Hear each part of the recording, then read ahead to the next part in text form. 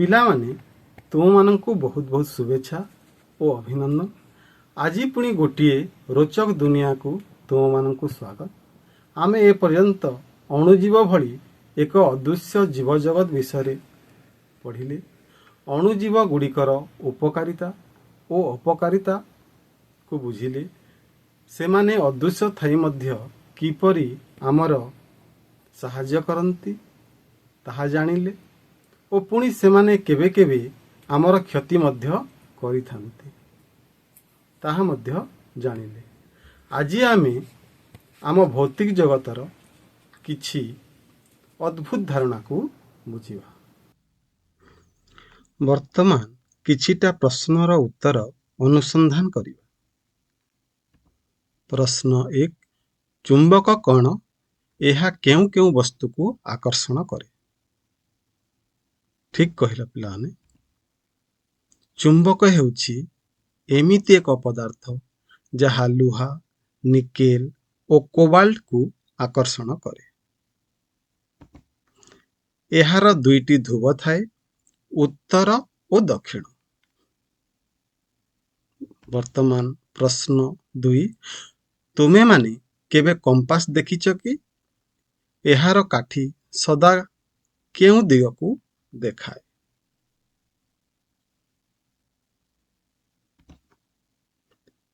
ଏହା କମ୍ପାସ ନା ପିଲାମାନେ? ଠିକ୍ କହିଛ।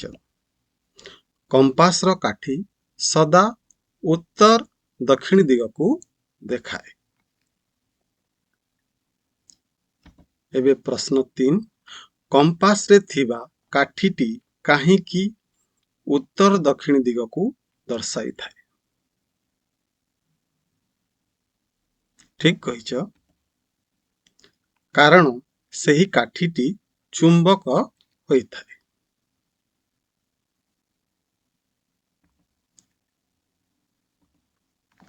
ଏବେ ପ୍ରଶ୍ନ 4, ଏକ ତାର ମାଧ୍ୟମରେ ବିଦ୍ୟୁତ ସ୍ରୋତ କିପରି ପ୍ରବାହିତ ହୋଇଥାଏ?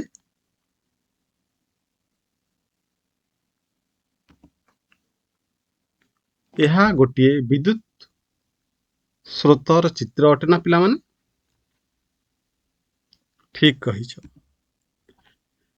ଯେତେବେଳେ ତାରଟିକୁ କୌଣସି ଶକ୍ତି ଉତ୍ସ ବା ବ୍ୟାଟେରୀ ସହିତ ସଂଯୋଗ କରାଯାଏ, ସେତେବେଳେ ତାର ଭିତରେ ଥିବା ଇଲେକ୍ଟ୍ରନ ମାନେ ଗତି କରିବା ଆରମ୍ଭ କରନ୍ତି ଓ ଏହି ଇଲେକ୍ଟ୍ରନର ଗତିକୁ ହିଁ ବିଦ୍ୟୁତ ସ୍ରୋତ ବା ଇଲେକ୍ଟ୍ରିକ କରେଣ୍ଟ କୁହାଯାଏ।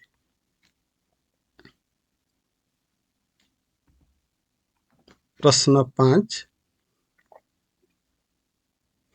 ବିଦ୍ୟୁତ ଓ ଚୁମ୍ବକ ମଧ୍ୟରେ କିଛି ସମ୍ପର୍କ ଅଛି ବୋଲି ତୁମେମାନେ ଭାବୁଛ କି?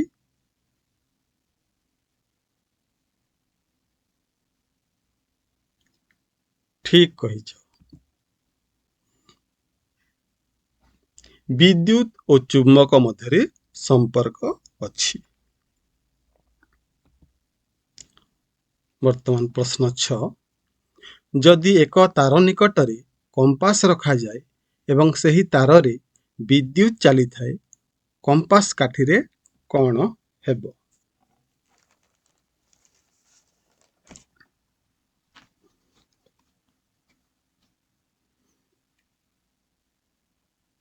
ଠିକ୍ କହିଛ। ଯଦି ଏକ ତାର ନିକଟରେ କମ୍ପାସ ରଖାଯାଏ ଏବଂ ସେହି ତାରରେ ବିଦ୍ୟୁତ ସ୍ରୋତ ଚାଲିଥାଏ, ତେବେ କମ୍ପାସର କାଠି ହଲିଯାଏ। କାରଣ ତାରରେ ବିଦ୍ୟୁତ ସ୍ରୋତ ଚାଲିଲେ ତାର ଚାରିପାଖରେ ଚୁମ୍ବକୀୟ କ୍ଷେତ୍ର ବା ମ୍ୟାଗ୍ନେଟ ଫିଲ୍ଡ ସୃଷ୍ଟି ହୁଏ।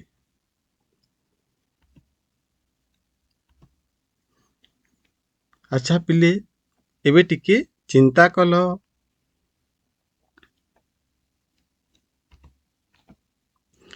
ତାର ଭିତରେ ବିଦ୍ୟୁତ ସ୍ରୋତ ଚାଲିଲେ ସେହି ତାର ଚୁମ୍ବକ ଭଳି ଆଚରଣ କରିବ କି?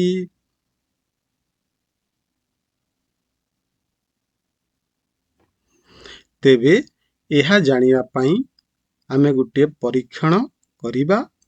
ସମସ୍ତେ ଉତ୍ସାହିତ ତ?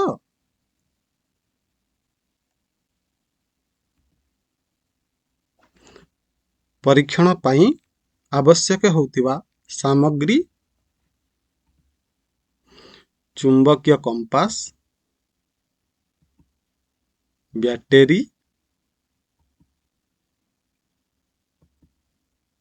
ଦୁଇଟି ଡ୍ରଇଂ ପିନ୍,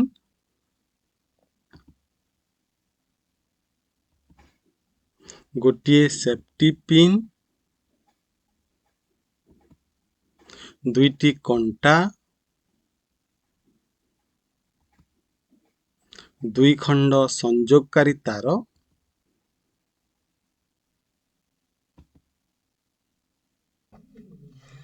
ପ୍ରଥମେ ଏକ କାର୍ଡବୋର୍ଡ ନେଇଯିବା, ଯାହା ଫଳରେ କମ୍ପାସ ସମତଳରେ ରହିପାରିବ।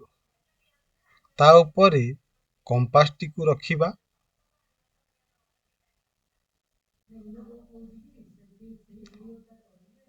ତାପରେ ଦୁଇଟି ସରୁ କଣ୍ଟା ନେବା।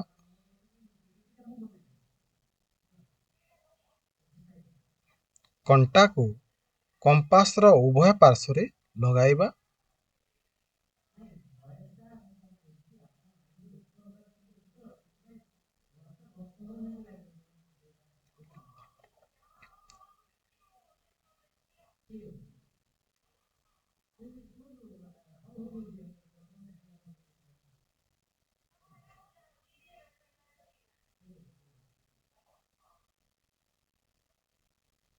ବର୍ତ୍ତମାନ ତାରକୁ ଗୋଟିଏ କଣ୍ଟାରୁ ଆଉ ଗୋଟିଏ କଣ୍ଟା ପର୍ଯ୍ୟନ୍ତ ଗୋଡ଼ାଇ ମଧ୍ୟ ଭାଗକୁ ଟାଣି ରଖିବା।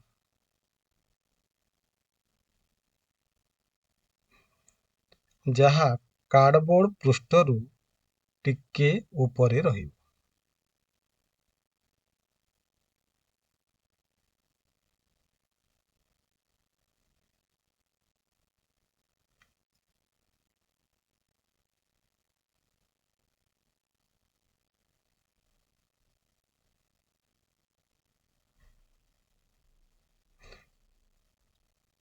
ସେହି ତାରର ଗୋଟିଏ ମୁଣ୍ଡକୁ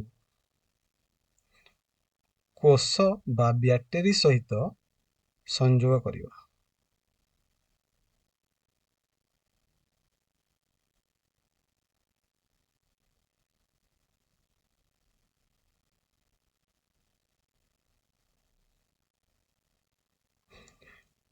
ଦ୍ୱିତୀୟ ତାରକୁ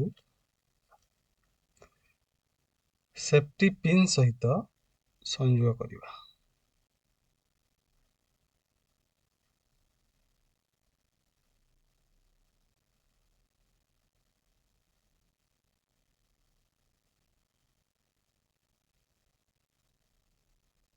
କମ୍ପାସର ସୂଚୀ ଟିକେ କମ୍ପନ ହେଉଛି। ଆମେ ସେ ପର୍ଯ୍ୟନ୍ତ ଟିକେ ରହିଯିବା, ଯେମିତି କମ୍ପାସର ସୂଚୀ ସ୍ଥିର ରହିଯିବ।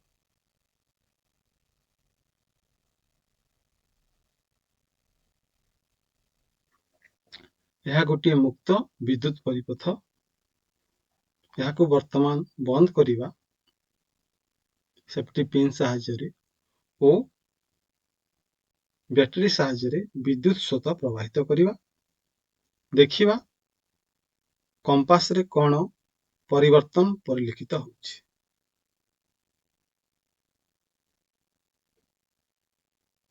ବର୍ତ୍ତମାନ ପିନ୍କୁ ବିଚ୍ଛିନ୍ନ କରି ଦେଖିବା କମ୍ପାସରେ କ'ଣ ପରିବର୍ତ୍ତନ ପରିଲକ୍ଷିତ ହେଉଛି।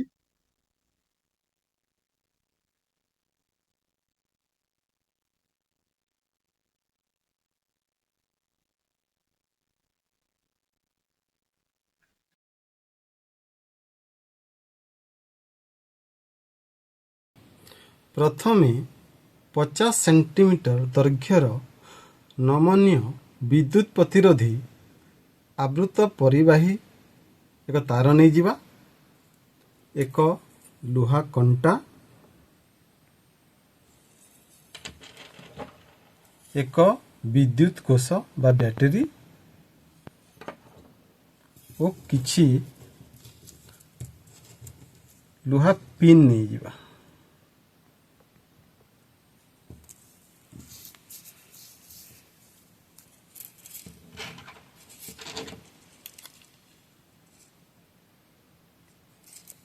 ତାପରେ ପରିବାହୀ ତାରଟିକୁ କଣ୍ଟା ଚାରିପାଖରେ ଦୃଢ଼ ଭାବରେ ଗୋଡ଼ାଇବା।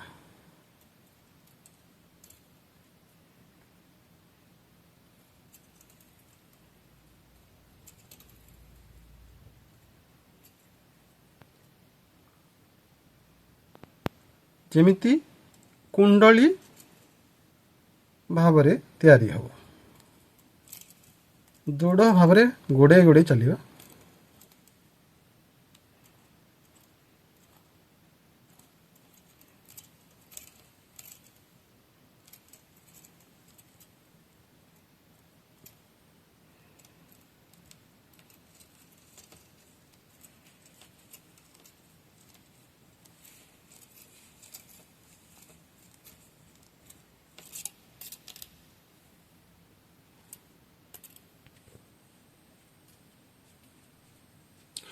କୁଣ୍ଡଳୀ ପ୍ରସ୍ତୁତ ହୋଇଗଲା ପରେ ତାରର ମୁଣ୍ଡ ଗୁଡ଼ିକ ବ୍ୟାଟରୀ ସହିତ ସଂଯୋଗ କରିବା।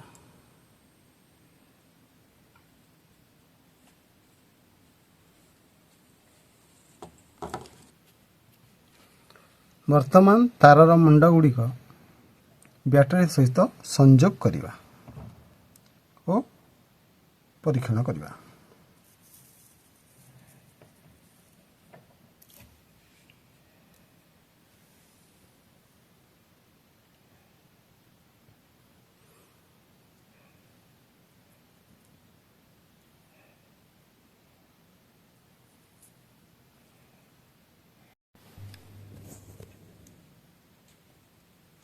ଯେତେବେଳେ ବିଦ୍ୟୁତ୍ ସ୍ରୋତ ପରିବାହୀ ତାର କୁଣ୍ଡଳୀ ମଧ୍ୟରେ ପ୍ରବାହିତ ହୁଏ ସେତେବେଳେ କ୍ଲିପ୍ ଗୁଡ଼ିକ ଏଠାରେ ଲାଗିଯାଏ, କିନ୍ତୁ ଯେତେବେଳେ ସ୍ରୋତ ବନ୍ଦ ହୋଇଯାଏ କ୍ଲିପ୍ ଗୁଡ଼ିକ ଆଉ ଏଠାରେ ଲାଗେ ନାହିଁ।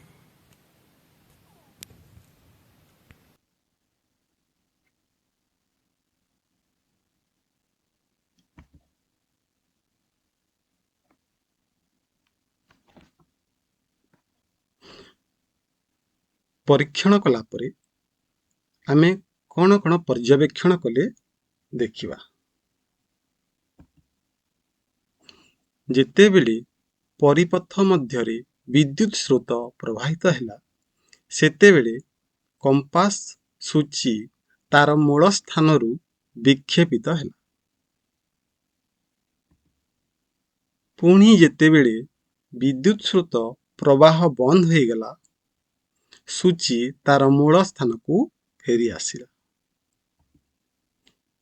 ଏଠାରେ କମ୍ପାସ ସୂଚୀ ଏକ କ୍ଷୁଦ୍ର ଚୁମ୍ବକ ଭାବରେ କାମ କଲା, ଯାହା ଅନ୍ୟ ଏକ ଚୁମ୍ବକ ପାଖକୁ ଆଣିବା ଦ୍ୱାରା ତାହାର ସୂଚୀ ବିକ୍ଷେପିତ ହେଲା। ଏଥିରୁ ଆମେ ଦେଖିଲେ ଯେ ବିଦ୍ୟୁତ୍ ସ୍ରୋତବାହୀ ତାରର ଚୁମ୍ବକୀୟ ପ୍ରଭାବ ରହିଥିଲା, ଯାହା କମ୍ପାସ ସୂଚୀ ଉପରେ ପଡ଼ି ଏହାର ସୂଚୀକୁ ବିକ୍ଷେପିତ କଲା।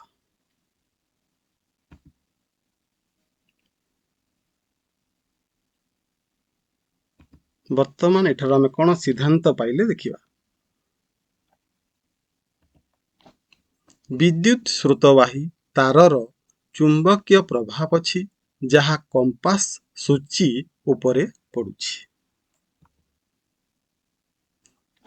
ଯେତେବେଳେ ବିଦ୍ୟୁତ୍ ସ୍ରୋତ ବନ୍ଦ ହୋଇଯାଇଛି ଏହି ଚୁମ୍ବକୀୟ ପ୍ରଭାବ ଆଉ ରହି ନାହିଁ, ତେଣୁ କମ୍ପାସ ସୂଚୀ ପୂର୍ବ ଅବସ୍ଥାକୁ ଫେରି ଆସିଛି। ଏକ ଚୁମ୍ବକରେ ବା ବିଦ୍ୟୁତ୍ ସ୍ରୋତ ବହନକାରୀ ତାର ନିକଟସ୍ଥ ଅଞ୍ଚଳରେ ଚୁମ୍ବକୀୟ କ୍ଷେତ୍ର ଥାଏ, ଯେଉଁଠାରେ ଚୁମ୍ବକୀୟ ପ୍ରଭାବ ଅନୁଭୂତ ହୋଇଥାଏ। ପୁଣି ଯେତେବେଳେ ବିଦ୍ୟୁତ୍ ସ୍ରୋତ ଏକ ପରିବାହୀ ମଧ୍ୟ ଦେଇ ପ୍ରବାହିତ ହୁଏ ଏହା ଚାରିପାଖରେ ଏକ ଚୁମ୍ବକୀୟ କ୍ଷେତ୍ର ତିଆରି ହୋଇଥାଏ। ଏହି ଘଟଣା ବା ତଥ୍ୟକୁ ବିଦ୍ୟୁତ୍ ସ୍ରୋତର ଚୁମ୍ବକୀୟ ପ୍ରଭାବ କୁହାଯାଏ। ବିଦ୍ୟୁତ୍ ପ୍ରଭାବ ବନ୍ଦ ହେବା ମାତ୍ରେ ଚୁମ୍ବକୀୟ କ୍ଷେତ୍ର ଆଉ ରହେ ନାହିଁ। आमे जानिले विद्युत और चुंबकीय प्रभाव उभय संपर्कित अटंती। एबे विद्युत स्रोतर चुंबकीय प्रभाव पछरे थिबा इतिहास विषय जानिबा। यह केउं वैज्ञानिक छवि तुम जानिछ कि पिला माने?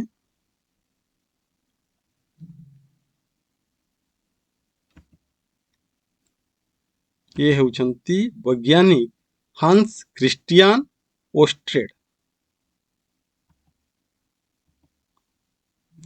से 1820 मसीहारे विद्युत स्रोतर चुंबकीय प्रभाव थिबा विषय जानिथिले ओ परे बारंबार अनुसंधान करी एही तथ्य को उपस्थापना करिथिले, जहाकी विद्युत स्रोतर चुंबकीय प्रभाव सत्य उपरे रहिछि ओ विद्युत स्रोत ओ चुंबक मध्यरे संपर्क रहिछि।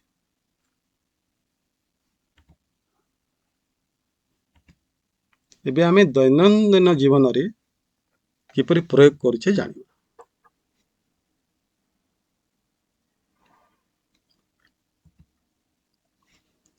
इलेक्ट्रिक बेल घर स्कूल रे व्यवहार हुए।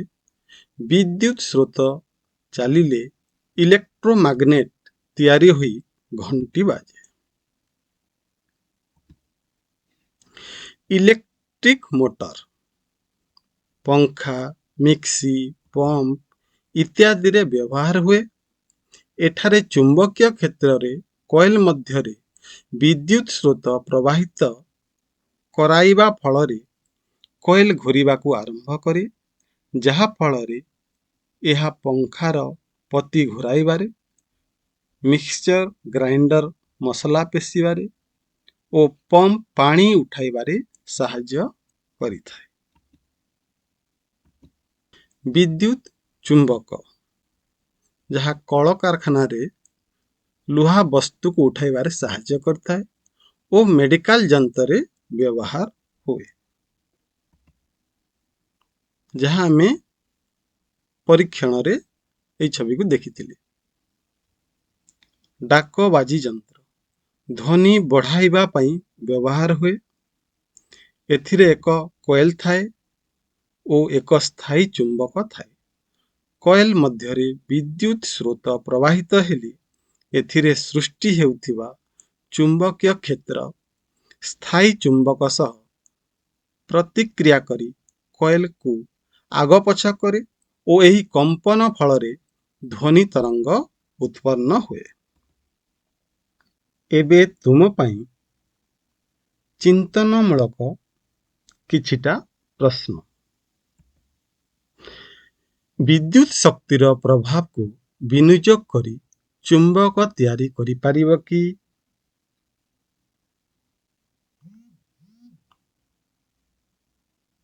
ठीक कहिछ।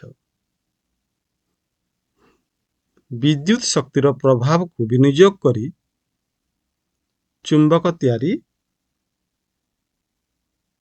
करि पारिबो, किंतु ताहा स्थायी हेबो नाही। विद्युत स्रोत और चुंबकीय प्रभाव मध्यरे कौन संपर्क अछि? ठीक कहिछ। परिवाही मध्यरे विद्युत स्रोत प्रवाहित हेले सेथिरे चुंबकीय क्षेत्र सृष्टि होइथाय। साधारण चुंबक और विद्युत चुंबक मध्यरे तफात कौन?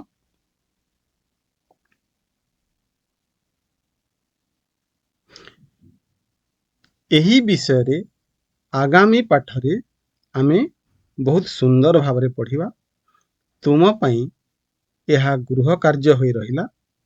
आगामी पाठरे यह विषय रे संपूर्ण भावरे अवगत हेबा। पिला माने आशा करुछि आजिर पाठ तुम मानंकु भल लागिथिबो। आगामी पाठरे पुणी देखा हेबा। से पर्यंत भलरे रुह। धन्यवाद। खुशी शिखिबा समस्तक अधिकार। नमस्कार।